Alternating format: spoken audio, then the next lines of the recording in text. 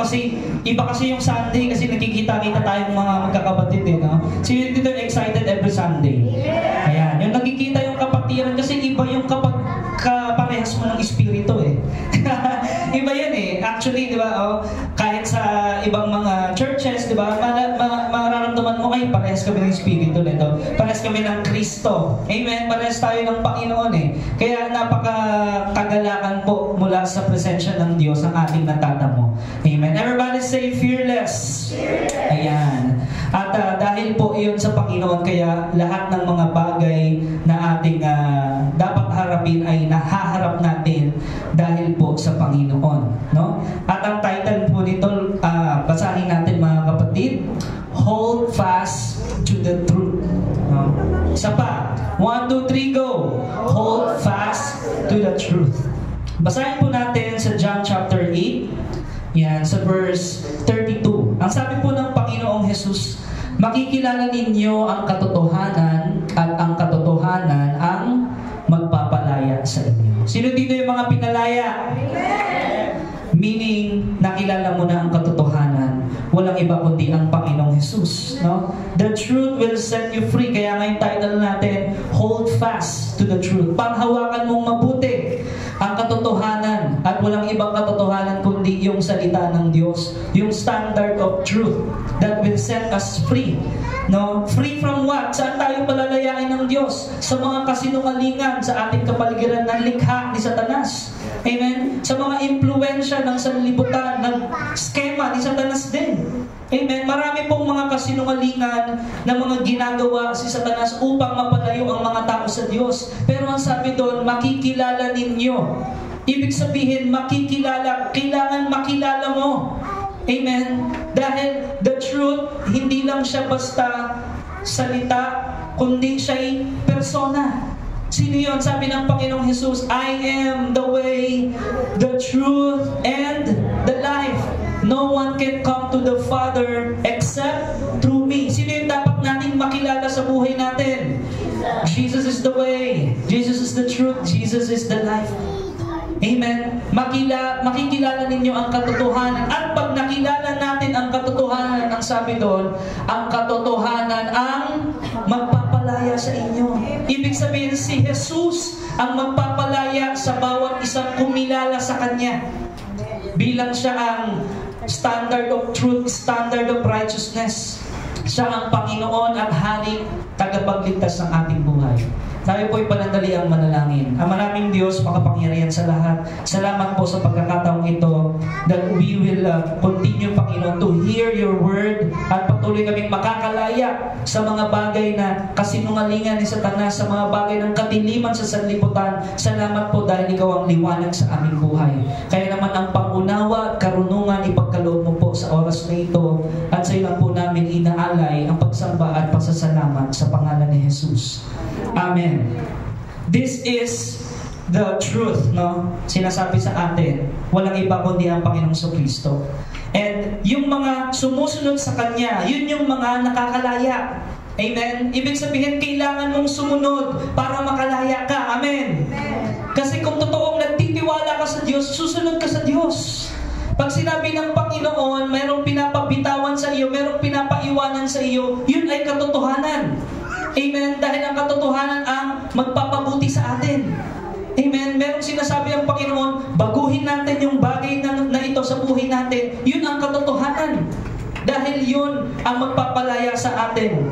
No? Kaya napakahalaga where Jesus tells His followers that knowing the truth, everybody say, knowing. Ayan. Makilala. No, kilalanin, you acknowledge, and knowing the truth will bring freedom sa buhay natin. Amen. No, kasi alam mo na yung katotohanan. Alam mo na yung identity mo, yung pagkatao mo, na ikaw ngayon ay na kay Kristo. The truth refers to knowing Jesus and holding to His teachings. Saan po tayo nakaangkla? Sa salita ng Diyos, sa aral ng Diyos. No? Nabanggit ka rin ni Brother Roger, Proverbs 22 verse 6, di ba? Mula pagkabata pa, habang bata pa lang, no, turuan na in the way they should go. Nang sa gayon, kapag sila'y tumanda, hindi nila ito maiwanan o hindi sila malayo sa Diyos.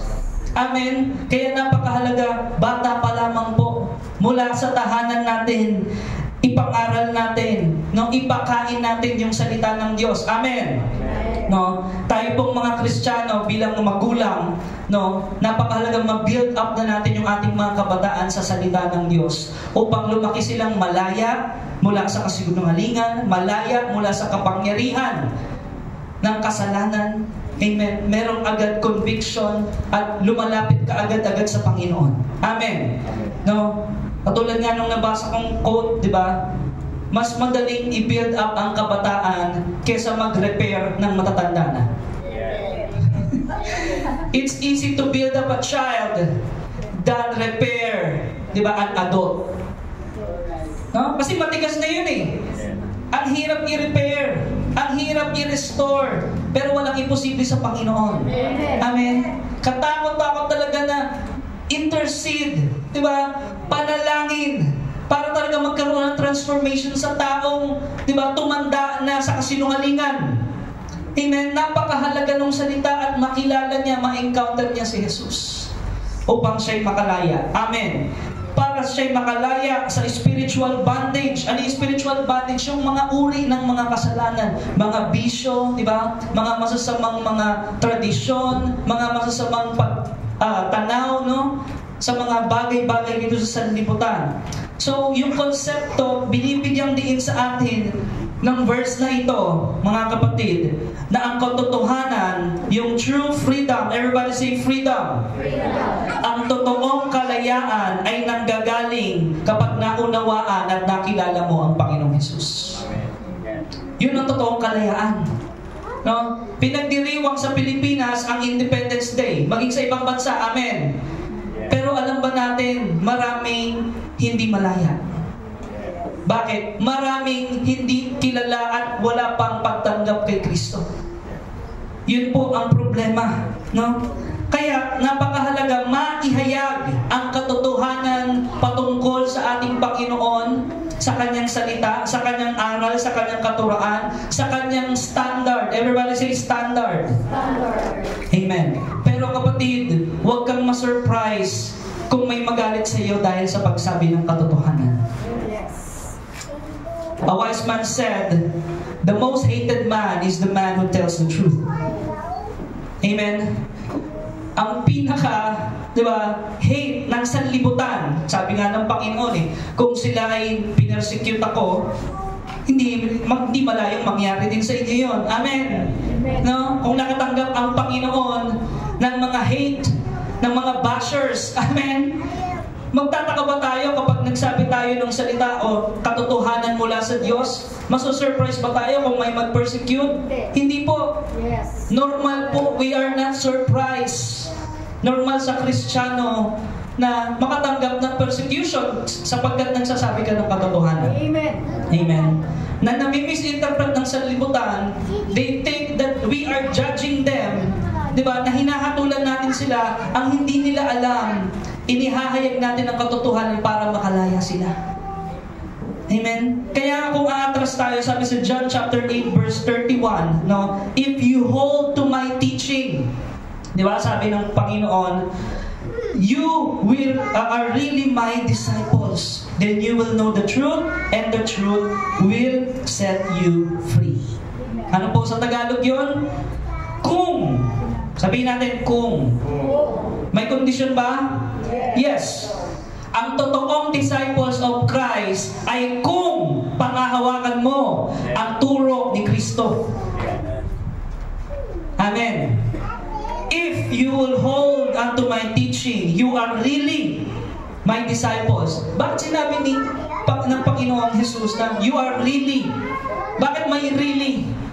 Kasi mayroong nagpapanggap ng mga disciples. Amen? Nung panahon niya. Alam niya kung sino yung totoo at hindi. Paano malalaman kung yun ay totoong alagad? Kung siya ay sumusunod, pinangahawakan yung aral ng Diyos. At hindi siya natatakot. Fearless siyang ipinapamuhay at ibinabahagi ang salita ng Diyos. Sino dito gusto magkaroon ng level ng ganong faith? Amen? Yung kaya mo na kahit sino ang makapag-usap sa iyo, na isisingit mo ang kabutihan ng salita ng Diyos. Amen! Hallelujah! Palapakan natin ang Panginoon. No? Itong statement na to ng Panginoong Jesus ay ipinaalam niya sa mga Hudyo. Amen? Yung audience dito, mga Hudyo eh. No? So, at marami ang sumampalataya. No? Kasi ang sabi ng Panginoon, I am the way, di ba? I am the truth, I am the life. Walang makakaparoon sa Ama kung hindi sa pamamagitan ko. No? At sabi niya, ang katotohanan ang magpapalaya sa inyo. Sino yung katotohanan na yon? Ang Panginoong Jesus. No? Na dapat mong tanggapin. Amen. Everybody say, receive. Receive. Ayan, no? Receive by faith, kapatid, no? Meaning, spiritual freedom. Everybody say, spiritual freedom. Spiritual freedom. Yes. Marami po kasi talagang maraming tanikala ang ginawa. Maraming snare traps na ginawa si Satanas, no? Para yung spiritualidad mo ay hindi umusad, no? Kaya napakahalaga, the primary meaning ng kalayaan na sinasabi ng Panginoong Jesus dito is spiritual freedom from what? Kalayaan mula saan? Sa kasalanan. Amen? Iba't ibang uri ng kasalanan. Kasi minsan akala natin hindi kasalanan, pero pag binasa mo yung salita ng Diyos, doon nakakalaya ka kasi nalaman mong kasalanan pala. Amen. No? Maliban na lang kung yung iniba mo yung paningin mo, ay hindi, ano lang to, parang biro lang to ng Panginoon, hindi ito kasalanan. Hindi yon, kapatid, hindi mo pinipili yung salita ng Diyos. Kung ano yung sinabi ng Panginoon na nabasa mo, straight to the point, kung kasalanan yun, magsisi tayo. Amen. Amen. Pag sinabing kasalanan yun, magsisi tayo. Anong ibig sabihin ng pagsisisi? Diba? Na tatalikod ka 180 degrees, tatalikod ka sa kasalanan, and you decided to follow Jesus. Dahil siya ang magpalaya sa atin. Amen. Freedom through Jesus Christ. No? Klaro po. Kapag nalaman natin yung katotohanan, mga kapatid, everybody say clarity. Malinaw na malinaw sa iyo ang future mo. Amen. Hindi ka mangangamba sa future mo. Malinaw na may plano ang Diyos. Jeremiah 29:11. Malinaw na sinabi ng Panginoon, for I know the plans I have for you. Malinaw na yun. Pero ano yung nagpapalabo minsan sa atin? Yung mga salita ng sanlibutan.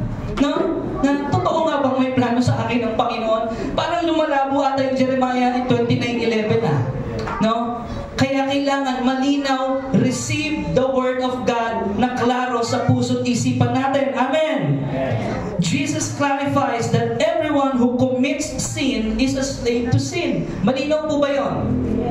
Ang lahat na nag-commit, ibig sabihin talaga na doon na nakatuon sa kasalanan ay alipin ng kasalanan. Sabi ni Jesus. Amen! So, paano siya makakalaya? He must receive the Lord Jesus Christ as His Lord, as His truth, as the life, as the way. Dalawa lang ang way. It's your way or God's way. At kadalasan, yung way mo, yung my way, sinasakyan ni Satanas yun. Satan's way yun. Amen! Bakit? May impluensya ng pita ng laman. Pero kung pag-uusapan natin ang kalayaan, it should be in God's way. Amen! Amen po? Yun po yun eh. Kaya always ask yourself, pag gagawa ka ng desisyon, is this God's way? Is this God's will? No? Ganun po yun, mga kapatid. Involve lagi yung katotohanan ng salita ng Diyos sa lahat ng aspeto ng pamumuhay natin para mabuhay tayo ng malaya. Amen. Amen. Hindi yung malaya ka ng linggo, alipin ka na naman ng Lunes. Bakit? Nireceive mo lang, linggo lang. Pero Lunes, wala kang nare-receive na katotohanan na pinapamuhay mo. Kasi kung namumuhay ka sa salita ng Diyos, mamumuhay ka bilang malaya. Mula sa kapangyarihan ng kasalanan. Amen. Kaya freedom through Jesus Christ. The freedom comes from knowing who is the truth. Amen. Kung kilala mo ang Panginoong Jesus sa buhay mo, bilang siya ang katotohanan, ang salita niya, by becoming His disciples, amen, and holding to His teachings. Tayo ay makapamumuhay ng may makapangyarihang pamumuhay, extraordinary life. Hindi lang tayo sunod sa agos ng sanlibutan. Kasi, only dead fish goes with the flow of the sea. Kung patay ang isda, sunuran lang siya sa agos. Pero kung buhay kang Kristiyano, hindi ka susunod sa agos ng sanlibutan. Amen. Palakpakan natin ang Panginoon dahil meron kang matatag na angkla. Ang Panginoong Jesus ang katotohanan. Amen. Kaya napakahalaga, freedom, mga kapatid. Paano ka mabuhay na maging malaya, makapangyarihan? At maputol na, katulad kanina sa testimony, naputol na. Diba? Yung curse, naputol na. Yung consequences na minana mo pa sa nanununuan mo. Family, generational curse. Maputol na yon dahil ngayon tinanggap mo ang Panginoong Jesus na siyang katotohanan sa buhay mo. Amen. Ganun po yun, mga kapatid. Kaya mag-overflow ngayon ang katotohanan at ikaw ay makapamumuhay ng malaya. No? Nabanggit nga kanina yon sa devotion natin, no? Walang takot kasi yung takot snare trap yun eh. Diba? Kapag takot, di ka makagalaw eh. Parang nakastang ka, parang stagnant ka sa isang lugar na hindi ka umuusad. And if you are part of the body of Christ, katawan ni Kristo, merong movement yan. Amen. Hindi lang ikaw ay nakahinto. No? Gagawin lahat ni Satanas ng paraan para huminto ka sa journey mo with the Lord. Bibigyan ka niya ng takot, pangamba, anxiety, depression, at marami pang mga bagay na gagamitin niya para ikaw ay hindi magpatuloy. Pero kapatid, ito ang encouragement ng Panginoon sa atin sa araw na ito. If you will continue, diba? Kasi hindi naman lahat nagko-continue eh. Yung iba magaling lang sa simula eh. Amen? Kaya nga, if you will continue, sino dito yung talagang gustong magpatuloy? Amen. Amen? If you will continue, continue. Sabi mo sa katabi mo, continue. Yan, magpatuloy ka. Huwag kang magpadala sa takot, huwag kang magpapigil sa takot. Amen. Diba? Dahil lang wala kang pera, di ka na magpapatuloy. Sabi nga ng Panginoon, sino ang makapaghihiwalay sa pag-ibig ko sa inyo? Kawalan ba? Kahubaran ba? Tabak ba? Diba? Kahirapan ba? No one. Ang problema lang tayo yung nangiiwan eh. Kaya nga, hold fast to the truth. Kapit, kapatid! No? Huwag kang bibitaw sa katotohanan. Kaya sinasabi doon, liberation from lies. Ikaw ay malaya sa lahat ng kasinungalingan. Bakit? Na-identify mo, di ba? Na-analyze mo saan nagagaling yung takot mo. Sabi sa devotion, tama? Pag na-analyze mo, ni-reveal sa'yo, anak, dito nagagaling yung takot mo. No? At itaas mo sa Panginoon, alamin mo yung salita ng Diyos at doon makakalaya ka. Amen. Hallelujah. You surrender your fear to God. No? Huwag kang sumuko sa problema. Isuko mo lahat yan sa Diyos. Amen. No? Ganun po yun, mga kapatid. The praise also implies freedom from the bondage of falsehoods. Amen. Marami po namumuhay sa kasinungalingan ngayon eh. Amen. Punong-puno na nga ng kasinungalingan, no, ng mga corruption sa iba't ibang bansa, hindi lang sa atin. Amen? Alipin talaga eh ng kasinungalingan. At ang standard ng katotohanan lang ay ang Panginoong Kristo na siyang magpapalaya hindi lang sa tao, kung hindi sa bawat bansa. Nakikilalanin si Kristo bilang Diyos, Hari at tagapagligtas. Kapag siya ay naitaas, ang isang bansa ay magkakaroon ng great revival. Amen. Ng restoration, ng freedom, spiritually, di ba? Kasama na yan, kasunod na yan yung financial, di ba? Physically, lahat makakalaya, mag-uumpisa kung tayo ay lalapit at pangahawakan ang salita ng Diyos. Amen po, mga kapatid. Kaya sinasabi dito sa John 8:32, napakalawak po ng usapin ng katotohanan.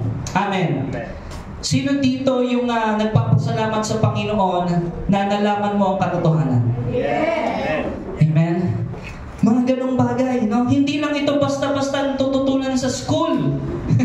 Yung mga katotohanan, di ba, ng patungkol sa buhay, di ba? Ang katotohanan ng science, katotohanan ng mathematics, katotohanan ng kung anong mga physical activities or physical medical term. Hindi lang natututunan lahat ng katotohanan sa school. Lalong-lalo na natututunan natin yan sa Panginoong Jesus. Amen. Amen. So, Jesus had finished a speech at the temple nung panahon na ito. No, beginning at verse 23. Ang sabi niya doon, kaya sinabi ni Jesus, kayo'y mula dito sa ibaba. Ibig sabihin dito sa sanlibutan. Ako'y mula sa langit o sa itaas. Kayo'y taga sanlibutan ito, ngunit ako'y hindi. Sabi sa 24, sinabi ko sa inyong mamamatay kayo sa inyong mga kasalanan. Kung hindi kayo maniniwalang ako'y ako nga. Kung there's a condition para ikaw ay makalaya. Amen? Kung hindi kayo maniniwalang ako'y ako nga, mamamatay kayo sa inyong mga kasalanan. Kasi hindi natin kayang bayaran ang ating bigat ng kasalanan. Amen? Kaya napakahalaga ng relationship. Yung maniniwala, pananampalatayang ako'y ako nga, sabi ng Panginoon. Mamamatay kayo sa inyong mga kasalanan kung hindi kayo maniniwala. Sabi sa 25. Sa verse 25, sige, wala na yun, no? So, ang sabi doon sa English, I told you that you would die in your sins. Amen. Nakamamatay po ba ang kasalanan? Yes. Anong kamatayan itong sinasabi ng Panginoon? Yes, separation from God. Yes. Amen. The thing that separates us from the Lord is our sin. Kaya po ang Panginoong Hesus nagkatawang tao na buhay na mistulang makasalanan, siya'y alipin, amen, tinupad niya yung kautusan upang makalaya tayo mula sa kapangyarihan ng kautusan. At ngayon, ano ang sabi sa John 3:16? Whoever believes in Him shall not, ano ibig sabihin ng perish? Kasi kahulugan ba yun ng kamatayan? Amen. Perish, kapahamakan. Kamatayan means kapahamakan. Amen. You shall not perish but have eternal life. Bakit ka nagkaroon ng eternal life? Because you believe in Jesus. Amen? That's the truth. Yun po ang katotohanan na sinasabi ng Panginoon. You must believe. If you do not believe that I am He, sabi niya, you will indeed die. No? Ibig sabihin, hindi ka na makakapagsisi sa kasalanan mo. Mamamatay kang makasalanan. Amen? Kasi po, sabi sa Biblia, wala kahit isang matuwid. Yes. Lahat ay nagkasala. Amen. Amen? Ang sinasabi niyo ng Panginoon, mamamatay ka ng makasalanan kung hindi mo ako tatanggapin sa iyong buhay. Kaya napaka-crucial, napaka-essential, mga kapatid, na sa buhay natin si Kristo. Maipahagi natin si Kristo. Amen, mga kapatid. Buti nga dito sa ating bansa, hindi pa ganoon katindi ang persecution eh. Pero sa ibang bansa, grabe. Diba? Mag-share ka lang ng Biblia, grabe na yung persecution eh. Mamigay ka lang ng Biblia, grabe na yung persecution eh. Amen? Narito na tayo sa panahon na sinasabi sa Biblia na talagang sobrang lala na ng kasalanan sa sanlibutan. Kaya walang ibang pag-asa kundi makilala ang katotohanan upang tayo mapalaya. Ang sabi po, the result of Jesus' message was that even as He spoke, many believe. Sabi sa verse 30. No? Maraming sumampalataya. Maraming nakarinig. Everybody say, listen. Ayan. Kailangan may makarinig. Papaanong may makakarinig kung walang magsasalita? Whew. Are we on the same page? Papaanong may makakarinig kung tahimik ka lang? Papaanong may makakalaya kung walang magpapalaya, magbibigay ng susi? Magkakalat ng kandado. Kailangan may part ka eh. Amen. No? Iparinig. Sa mga may pandinig, sila'y dapat makinig. Amen. Sabi doon, maraming nakarinig nito ang See, the result nung listening, the principle of listening, nung narinig nila, sila ay nagkaroon ng pananampalataya. Romans 10:17. Faith cometh from hearing and hearing by the word of God. At ito ay tangan-tangan ng mga alagad ni Kristo. Amen? Sabi nun sa verse 31. No? Sinabi naman ni Jesus sa mga Hudyong naniniwala sa Kanya. Kasi nga, sila'y nakarinig, sila'y naniwala na. Kung patuloy, everybody say patuloy. Everybody say padayon. Hallelujah. Salig sa Ginoo. Salig sa Ginoo. Kung patuloy kayong susunod sa aking turo, kayo nga'y tunay na mga alagad ko. Amen? Kung patuloy, malalaman mo isang totoong Christian, nagpapatuloy. Amen. Kahit gaano kabigat. Yes. Glory to God. Kahit sa gitna ng kadiliman. Kahit sa gitna ng kawalan. Kahit malalim ang ilog. Kahit tumaan sa apoy. Kahit masyadong malalim ang problema. Nagpapatuloy ang mga totoong sumasampalataya sa Panginoong Jesus. Amen? Yun po yung mga kapatid. That's the point of our life. That's the purpose. Continue. Even if you are afraid, kahit takot ka, humakbang ka.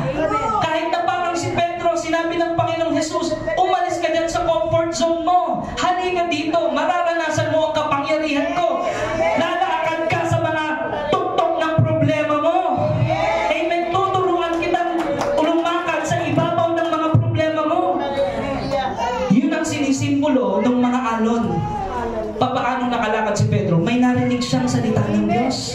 May narinig siyang katotohanan. Ngayon, kapag ang isang taong malaya ay isang taong may kapangyarihan. Amen? Kasi hindi naman dadalo yung kapangyarihan ng Diyos sa'yo kung hindi ka malaya eh. Amen. Hallelujah. Amen po? Yes. Literally, physically, ang isang taong nakatalikala, hindi naman yan makakilos eh. Wala siyang magagawa. Yes. Kaya ang gusto ng Panginoong manguna sa buhay mo, yung kalayaan bago yung kapangyarihan ay dumaloy. Yes. Are we on the same page, church? Amen? Gusto ka munang hindi agad kapangyarihan. Hindi ka basta-basta agad magagamit ng Panginoon kung ikaw ay hindi malaya. Yes. Kung gusto mong magamit mightily ng Lord, every season, every opportunity, dapat makalaya ka muna. Praise God, palapakan po ng anak ng Panginoon. Amen? Naunawaan po ba natin? Kasi may mga bagay sa atin na tanikala na, bakit hindi ko magawa yung isang bagay? Kapatid, God will reveal it to you, anak. Meron ka pa palang hindi na pagsisihan. Meron ka pa palang hindi na ipatawad. Meron ka pa palang hindi ibinibigay sa akin. May reservation ka. Kaya hindi ka makalakad ng ayos, iika-ika ka. Kaya yung kapangyarihan ko, gusto kong dumali sa iyo ng buhos. Medyo unti-unti lang yung nangyayari. Bakit? Kasi nga, hindi ka pa ganoon totoong malaya. Katulad si Lazaro. Amen? Lazarus, lumabas ka. Amen? Nandun na ba agad, nagamit ba agad mightily si Lazarus? Hindi. Kailangan niya munang lumabas. Sa kuweba o dun sa yungib. No? At pagkalabas na doon, kailangan munang mawala yung mga tali, yung mga tela, yung mga nakatalikala sa kanya. Bago siya maging malaya at magamit bilang patotoo ng kapahayagan ng kabutihan ng Diyos. At ganun din ay makalaya yung ibang tao. Ganyan po yung ginawa sa atin, sa ating lahat na narito. Pinapalaya tayo ng Panginoon, grace by grace, day by day. You are being favored by God to be freed from all schemes of the devil. Amen? Para magamit ka mightily ng Panginoon. No, if you will continue in my teaching, you are truly, everybody say truly, true disciples. No? At sinabi po doon ng Panginoon, kayong susunod sa aking turo, kayong ngay tunay na mga alagad ko, at malalaman nyo, makikilala nyo ang katotohanan, at ang katotohanan ang magpapalaya sa inyo. Ang sabi doon sa Santiago, James 2:17, basahin natin mga kapatid. Gayon din naman, patay ang pananampalatayang walang kalakip na gawa kasi hindi siya makalaya. Papaano kang makakagawa kung hindi ka malaya? Tama po ba ang logic ng Panginoon? Amen. Kaya nga yung pananampalataya, kung totoo talagang may pananampalataya ang isang tao, may gawang makikita sa kanya. Amen. Yes. Ano yung gawain na yun? Gawa ng Diyos, tayo'y instrumento lang at gagamitin ka ng Diyos kasi ikaw'y malaya na. Amen. Ngayon, kung ayaw mo magpagamit sa Panginoon, marahil hindi ka pa malaya o meron ka pang tinatagong ayaw mong ipalaya sa Panginoon. Amen. No? Kaya patay ang pananampalatayang walang kalakip na gawa. What is the evidence of our Christianity? Na totoo tayong ligtas na kung tayo'y nagpapatuloy sa paggawa ng mabuti in accordance to the will of the Lord. Amen? Kasi hindi naman tayo makakagawa ng mabuti na naaayon sa kalooban ng Panginoon kung hindi tayo malaya. Kung wala tayong pananampalataya. Amen. Hindi tayo makapangaral kung hindi tayo malaya. Hindi tayo makapanalangin para sa ibang tao kung hindi tayo malaya. Nagpapakita lang na ikaw ay malaya na ngayon kasi nagagamit ka na ng Panginoon ngayon. Yung gawa ng iyong mga kamay, kalakip ng pananampalatayang buhat sa Diyos, dadalo yung kapangyarihan ng Diyos. Amen? Glory unto God, mga kapatid. No? Kaya sabi doon, true disciples of Jesus believe that He speaks the truth. They also know that He is who He claims to be. Dapat kilala mo ang Panginoong Jesus. Alam mo kung ano yung gusto niya, alam mo kung ano yung ayaw niya. Paano mo ba nakikilala ang isang tao? No. Katulad ng asawa ko, alam ko kung ano yung makakapang-inis sa kanya, alam ko kung ano yung makakapagpasaya sa kanya. Kasi kilala ko siya. Di ba? You have the intimate relationship. No? Yung mga kabataan naman doon nakapokus. Yung ibig ko sabihin ng example ko, the relationship that we have with the Lord. No? Kung merong intimacy, ay ayaw to ng Panginoon. Amen? Alam mo na kaagad di ba? Na kapag nagkuwigan pa lang sa isip mo, meron kang gustong gawin, wait lang, parang may sinabi ang Lord sa salita niya, hindi dapat gawin to Sino dito yung ganon? Amen? Yung parang may conviction of the Holy Spirit kaagad. Amen? Kasi nga, malaya ka na No? Alam mong inatake ka lang ni Satanas para mas snare-trap ka. Kung baga dun sa asong lobo o yung mga mga wild animals, di ba? Merong snare-trap sa gubat. No? Gusto ka niyang matrap, pero dahil alam mo ang katotohanan, patuloy kang uusad sa buhay spiritual at buhay na inilagay ng Diyos para sa iyo. Amen? Merong mga bagay sa mundong ito, mga kapatid, may mga pagsubok tayong haharapin. No? May mga kasinungalingan, napakarami, lipa na ang kasinungalingan. Kaya nga, di ba, nagsimula yung series natin, spiritual battle to Diba? Dapat alam mo yung helmet of salvation, nakasuot, breastplate of righteousness, belt of truth. Diba? Truth. Alam mo yung katotohanan. Kasi yung sinturon, doon lahat nakasalala, yung mga weapon, yung mga armor. Kapag walang sinturon, laglag lahat, pati espada mo. Amen? So kaya napakahalaga ng truth. Mabuhay ka sa kasalanan para lagi kang full battle gear kapag ikaw ay haharap sa spiritual battle. Amen. Napakahalaga po ng katotohanan. No? Kasi maraming mga magulang ang naitanim sa anak ay kasinungalingan. Amen. Aminin po natin yon. Diba? Na marami nalaman mo lang nung ikaw ay tumanda na ganun pala yon, na niloloko lang pala ako ng mga magulang ko. Amen. So may mga ganun, kaya tayo ang magsimula sa ating mga magulang na Kristiyano. Magsimula na mabuild up ang ating mga kabataan sa katotohanan. Amen. So the truth Jesus' disciples receive. Everybody say receive. Receive. Now, sabi doon, and the truth will set you free. if you receive the teachings, if you receive the Word of God. No?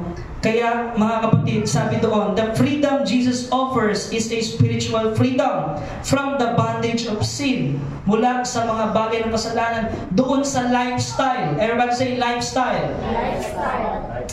Lifestyle check. Diba? Nangyayari yan ngayon. Lifestyle check. Yung lifestyle ba natin, yung pamumuhay ba natin in accordance with the Word of God? No? Dapat yun eh. Kasi kung totoo kang malaya, yung lifestyle natin, no, ay masagana. Di ba sabi doon, naparito ako upang kayo bigyan ng buhay na masagana at kasiyasiya. Hindi yun marangya, ha? Iba yun. Hindi yung 750,000 yung dinner mo sa ibang bansa.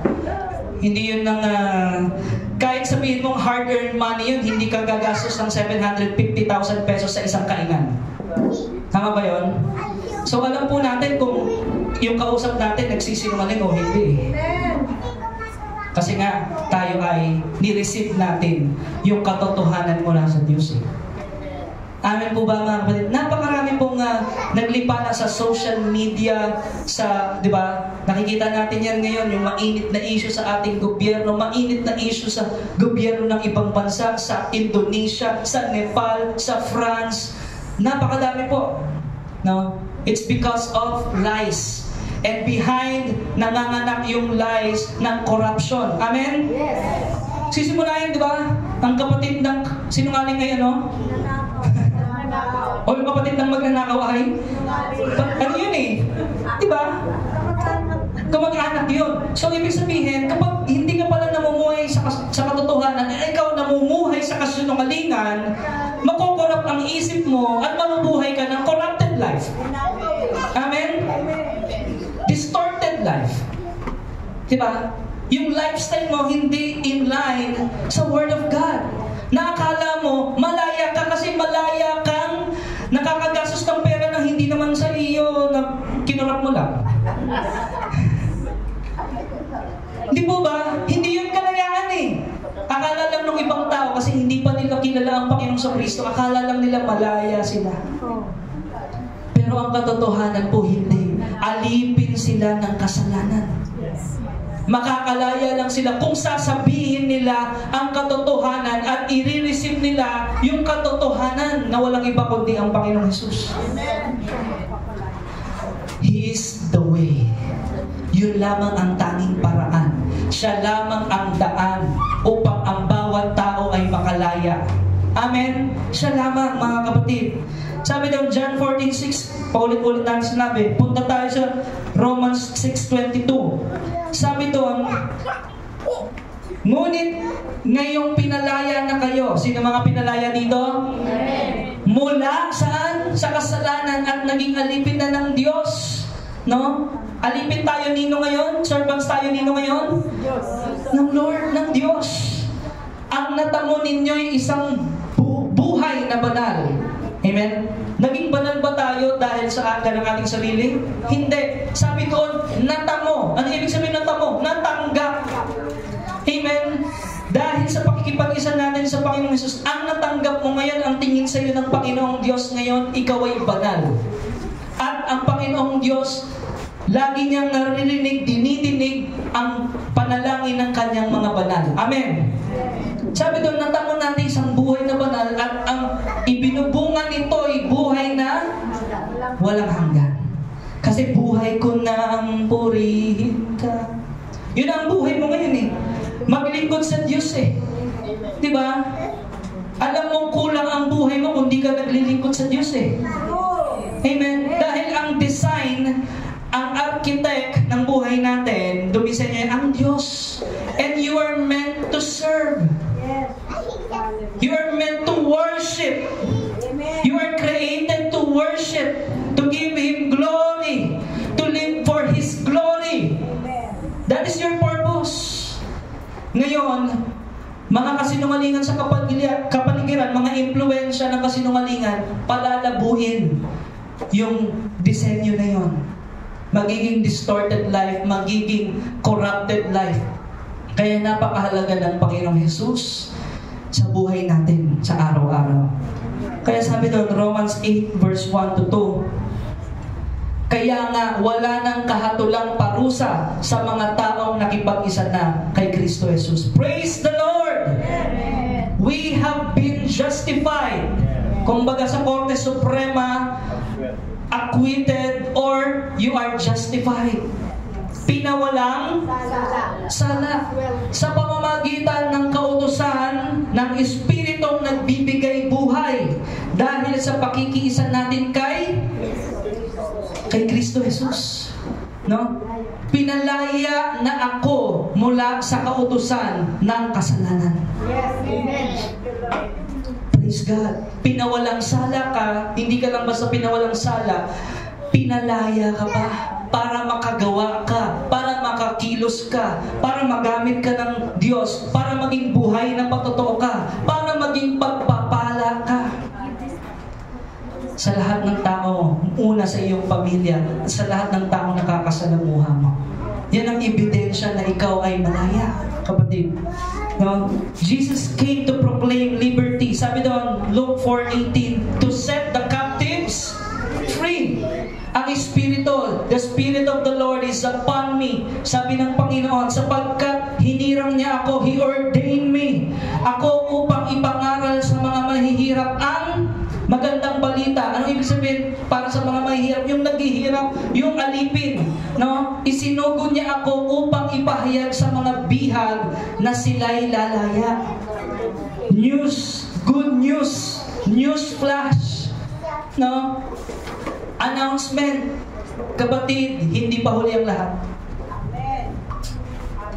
Amen? Ano yung pinapahayag ng Panginoong Diyos? Mula sa Espiritu na nagbibigay buhay, ipinahayag sa mga bihag, doon sa mga alipin ng kasalanan. May pag-asa ka pa, lalaya ka. Amen? Be free in Jesus' name. Receive the Word of God and you shall be free. You shall be set free. Amen? At sa mga bulag, sila na may makakakita. Iba na ngayon yung perspektibo mo. Iba na ngayon yung focus mo. No? Hindi ka na ngayon na laging nagbabantay ng buhay ng ibang tao. Amen? Hindi ka na ngayon laging nagkukumpara ng sarili mo sa ibang tao.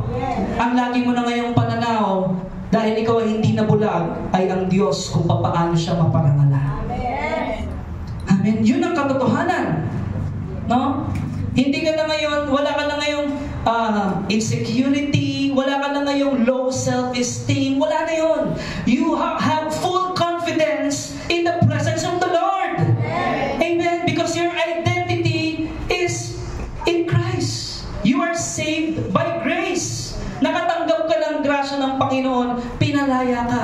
Kaya ngayon, ikaw ay nabubuhay ng malaya at may kapangyarihan. Ano ang ebidensya? Nagagamit ka ng Panginoon. Nagiging pagpapala ka. Dalawa lang naman yan, kapatid eh. You are part of the problem or you are part of the solution. Paano mo malalaman pinagpala ka at malaya ka? You are always part of the solution. Ang lagi mong hinahanap solusyon, hindi ka naghahanap ng problema. Amen? No? O hindi ikaw ang problema. Hindi ka part ng problema. Ikaw ay part ng pag-aayos ng Diyos sa karakter, di ba, ng mga tao. Sa pagkatao, upang sila ay makalaya rin. Sabi doon, ang bihag, sabihin mong ipahayag mo sa kanila, sila ay lalaya. Ang mga bulag sila ay makakakita. Isinugo ako, sabi ng Panginoon, upang palayain ang mga inaapi. To set the captives free and make the broken whole. Amen? Yung mga winasak ni Satanas, yung mga niloko, sino yung mga niloko? Dami. Diba? Yung mga nadaya, yung mga nabulag. Pastor, love is blind, ang gwapo, ang yaman. Pero, may relationship ba kay Kristo? Kung wala, hindi pwede. Tama ba? Ganun yan mga kapatid eh. Ito, sinabi to ng Panginoon, quoted by Isaiah pa ito eh. No? The Spirit of the Lord is upon me. Now, nasaan ba o kanino ba ang Spirit of the Lord? Nasa bawat tumanggap sa Panginoong Jesus. Amen? Now, the Spirit of the Lord is upon us. Gagamitin ka ng Panginoon to set the captives free. Palalayain ka o ikaw ang magpapalaya. Gagamit ang Diyos, gagamitin ka. Sabi mo sa katabi mo, gagamitin ka ng Diyos. Para ano?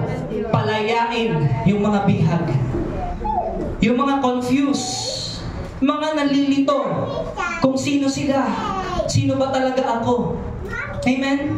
Yung mga nagugulumihanan, yung mga natatakot, nabubuhay sa takot, nabubuhay sa pangamba, makakalaya sila.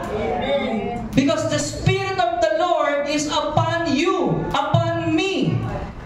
We are the church. And the work of the church is to set the captives free. To reveal to the blind na sila ay mahal ng Diyos at may pag-asa silang makakitang muli. Totoo ang healing. Totoo ang provision. Totoo ang transformation. Totoo ang miracle ng Panginoon. That is the message of freedom. Totoo ang pagbabago. Totoo na yung dating adik ngayon ay tumino, nagagamit ng Panginoon. Totoo yun. Walang nakakilala sa Panginoon na nagsisi na nakakilala siya. Walang ganun. Yung sinabi niya, ay simula nung nakakilala ko kay Kristo, talagang nagsisi ko, bakit pa ako sumama dyan? Walang ganun eh. Lahat na nagpapatotoo, nung tumanggap sila sa totoong Kristo, na bago unti-unti ang buhay nila. Nakatanggap sila ng kagalingan espiritual. Kahit yung kagalingan sa bulsa. Kahit yung kagalingan pisikal. Bakit? Kasi pinalaya ka na eh. Amen po. 1 Peter 2:16. Live as people who are free. Mamuhay kayong tulad ng mga taong malaya. Paano tayo mamuhay? Yung malaya. Hindi yung parang lagi kang negatibo, lagi parang, ano mo yun, walang pag-asa. Pero sinasabi mo, Kristiyano ka. No? Yung lagi kang nagmumukmok, lagi kang lonely. Alam mo ba, ang isa sa dangerous place na pinapapunta ni Satanas sa mga tao ay yung lonely place. And there, they commit suicide. Kasi malungkot sila eh. Sasakyan yun ng diablo para maging sobrang lungkot mo at kitilin mo yung buhay mo. That is the most dangerous place na ayaw ng Panginoon. Mapunta ka doon because He is the light. Gusto niya magliwanag ang salita niya sa lahat ng tao to set the captives free. Yung mga inaapi, yung mga nalulumbay, nalulungkot, gustong akayin yun ng Panginoon sa pamamagitan mo at sa pamamagitan ko. Kaya kapatid, it's high time. We must invest more in the kingdom of God than invest in this world. Mag-work hard tayo, lalo na sa kingdom ng Panginoon. We are in the last days. This is a hard time. Hard times, mga kapatid. Troubled times. No? Anything can happen now. Pwedeng nangangaral ako dito, barilin ako. Yes, we are in this time. It's very, very loose. But no one can shut the Word of God. Amen. Amen. You can be shot by a gun. You cannot talk peace because of your gun. But no one can shut the door of the Word of God.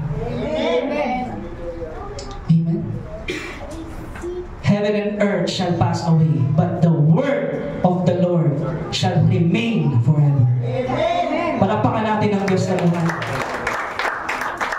Sabi doon, mabuhay kayo bilang taong mga malaya. Subalit huwag ninyong gawing dahilan. Ayan, hindi porket na kay Kristo ka na, pwede mo nang gawin lahat ng bagay. Hindi ganun ang malaya. Amen. Ibig sabihin, alam mo yung katotohanan, alam mo yung standard ng katotohanan. Ngayon, meron ka ng kapangyarihan to say no to ungodliness. To say no to Satan. Satan, not today. Jesus, yes Lord. Amen? Kaya sabi doon, mabuhay ng malaya. Huwag ninyong gawing dahilan sa paggawa ng masama ang inyong kalayaan. Hindi yun ang sinasabing malaya.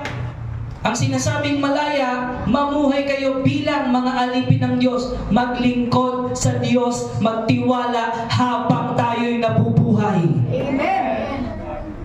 Yun ang totoong malaya. At kung totoong nagtitiwala at malaya ka, susunod ka sa Panginoon. Amen. Glory to God. Hallelujah. Amen? Whatever it takes. No? Katulad ngayon, yung hot news ngayon, di ba?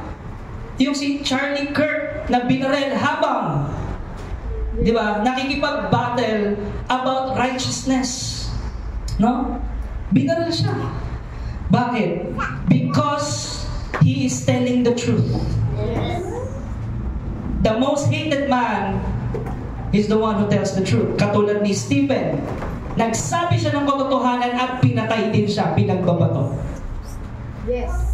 The question is, are you ready to die for Jesus? Yes. Hallelujah. Kaya mo bang ipaglaban ng Word of God? Amen. Amen. Glory to God. Hallelujah. Amen? Yun po yung sinasabi, mga kapatid. No? Oo, napatay nila yung tulad ni Charlie Kirk. But we must not allow fear to silence Christians. Yes. Amen. Glory to God. Hindi takot ang magpapatigil sa atin Yes. sa pagpapahayag ng katotohanan. Amen. Sa pagsasabi sa ating mga kabataan na itigil nyo yung masamang gawain na yan. Hindi titigil yun. Sa pagsabi sa ating mga tao, no, sa pag-reveal ng katotohanan, hindi titigil yun dahil sa takot. Amen? Nakakalungkot po yung ganitong pangyayari. Pero, walang makakapigil sa Word of God. Amen. Hallelujah. No? No liberal extremist, kung anong political view ka man, activist, could beat Charlie Kirk sa debate. No? Ito ay quote galing kay Pastor Ruther of Turkey. Walang makatalo kasi sa kanya kasi yung truth niya is biblical. Amen. Glory to God. Amen? Ito yung resulta ng liberal thinking. Akala kasi nung ibang kalayaan ng liberal, lalo na sa mga campus ngayon, yun nga yung target niya eh. Pinupuntahan niya yung mga school. Yes. Hallelujah. Dahil maraming sumisira sa ating mga kabataan sa loob mismo ng paaralan. Yes. Sinasabi ng ibang professor, walang Diyos. Sinasabi ng mga ibang professor, hindi totoo ang Diyos. Marami pong ganong campus. Kaya nga, campus dapat pinapasukan yan ng mga Kristiyano, ng mga nangangaral. Yes. Hallelujah. Amen?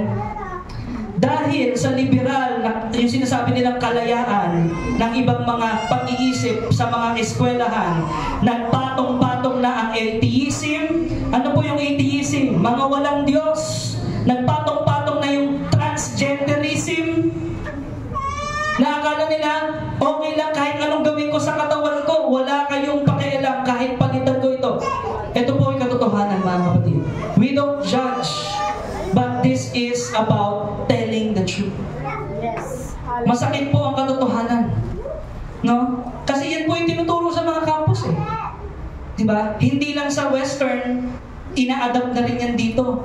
Gusto nga ipatupad yung Soji Bill dito eh. Gusto nga ipatupad yung same-sex marriage dito eh. No way. No way. What is the truth? No? So, nagpatong-patong ang atheism, transgenderism, hedonism, communism.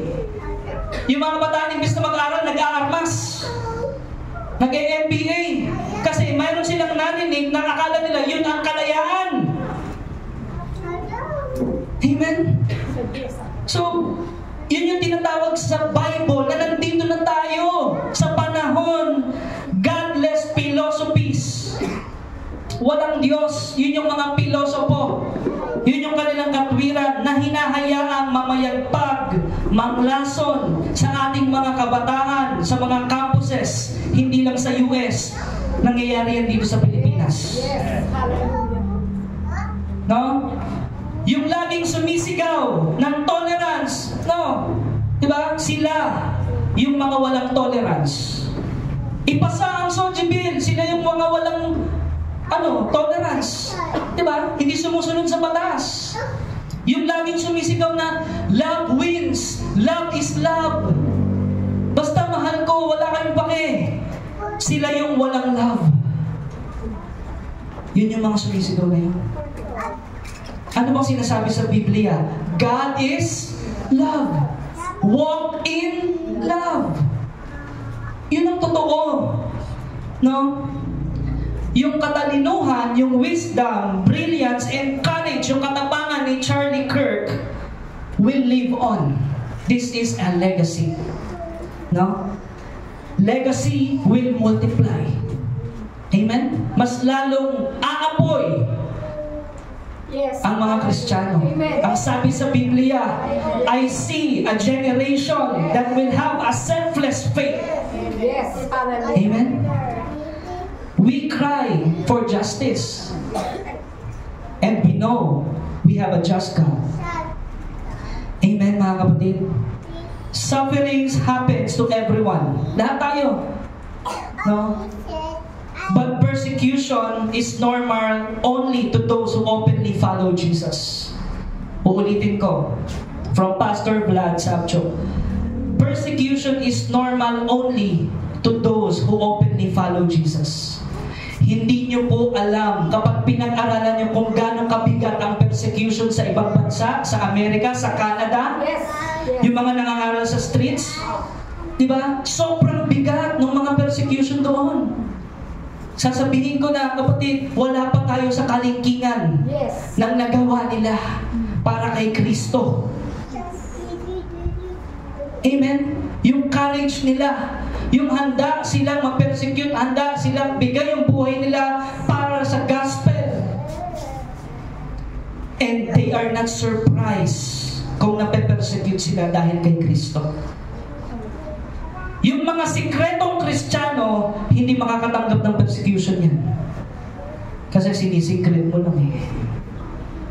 Only true disciples will experience persecution and extraordinary life. Yes. Amen? Kaya, itong modern day na kinagagalawan natin ngayon, mga kapatid, kapag nagsabi ka ng katotohanan mula sa Biblia, don't be surprised of danger. Don't be surprised of persecution. Sinasabi po natin to because our topic is about the truth, about series of fearless.